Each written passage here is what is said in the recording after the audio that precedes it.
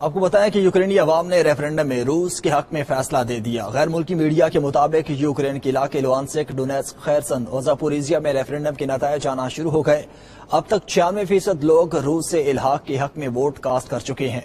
आपको बताएंगे कि एक फैसला आ चुका है रेफरेंडम का, जिसमें 96% लोग अब तक वोट कास्ट कर चुके हैं। इसी हवाले से मजीद बात करेंगे अपने नुमाइंदे मॉस्को शाहिद गुम्मद से। शायद बताइएगा इस मुतालिक। जी बिल्कुल, रूस में शमूलियत के लिए डोनबास की रियासतें डोनेट्स्क, लुगांस और यूक्रेन के मशरकी शहर खीरसन और वोटिंग 27 सितंबर को खत्म हो गई है। अब इनके वोटों की गिनती जारी है, जबकि इन इलाकों से हिजरत करके रूस आने वाले महाजरीन ने भी अपने वोट कास्ट किए हैं। तमाम इलाकों के नतायज आज सुबह तक मरतब कर लिए जाएंगे। लुगांस में रेफरेंडम को पहले ही दुरुस्त तस्लीम किया जा चुका है और बैनुल अक़वामी मुबस्सरीन ने वोटिंग के अमल के दौरान किसी खिलाफवर्जी की निशानदेही नहीं की।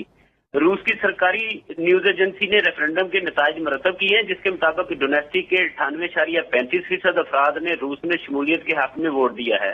लुगांस के 97.83%, ज़ापोरिज़िया के 97.79%, जबकि खीरसन के 97% अफराद ने रूस में शमूलियत के हक में वोट दिए हैं।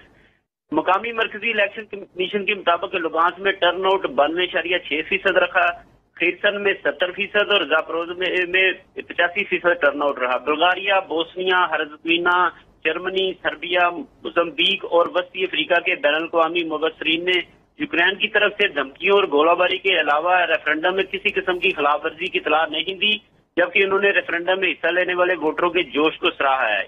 यहाँ पर मैं ये भी बताता चलूं कि नए इलाकों को रूस में जम करने के अमल में कुछ वक्त लग सकता है, क्योंकि इसके लिए मुल्क की पार्लियामेंट और सदर की मंजूरी दरकार होती है।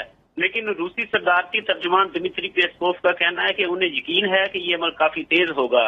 जराये के मुताबिक 30 सितंबर को रूसी सदर पुतिन कौम से खिताब करेंगे और इसी दिन इन इलाकों के इल्हाक की मंजूरी दे सकते हैं।